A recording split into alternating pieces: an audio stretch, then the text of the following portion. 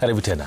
Serikali ya kaunti ya Kwale imesema imeshirikisha kampuni 400 za makundi ya kinamama na vijana kufanya biashara na serikali hiyo baada ya kuwezeshwa na kupewa mafunzo ya usimamizi wa biashara. Akizungumza katika uzinduzi wa basi la kikundi cha Mwajambo ambacho ni cha hivi karibuni kuunda kampuni, waziri wa biashara na utalii kaunti hiyo Michael Mutua amesema kampuni hizo zinapewa kandarasi za ujenzi wa hospitali na shule za chekechea pamoja na usambazaji vifaa tofauti miongoni mwa kandarasi nyingine.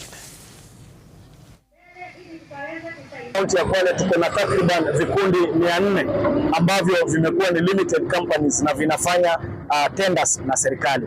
Kwa hivyo hawa ndugu zetu wa Mwajambo pia wako na limited company na tumeweza kuwaorodhesha asubuhi ya leo katika vile vikundi au kampuni za wodi hii ya Ukunda, na tunawahakikishia ya kwamba sio kuorodheshwa tu, bali tutaweza kuwapatia kandarasi kama kampuni ya wakina mama waungane na wale wengine, ndio pesa ziweze kutembea mashinani.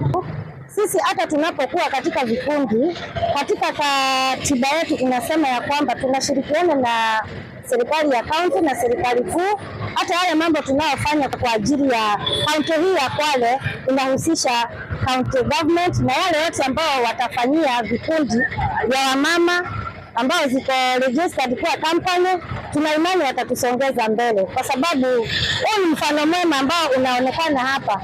Kikundi kupata basi kama hii si kitu rahisi. Ningetia moyo pia vikundi vingine vidogo vidogo, kwa maana si rahisi, lakini kulingana mkiwa na lengo moja kwa upendano na kuweza kuafikiana pamoja, hakuna jambo lolote ambalo ni ngumu kwa nyinyi kufanya. Kwa hivyo kama sisi tulianza hivyo hivyo polepole na tukashikana, wengi wetu si wale tulianza pamoja, wengine wanaweza toka njiani, lakini wengi waliokuja na kuwa na shirika hili moja na wazo hili la kuendelea tukaweza kufika mahali hapa.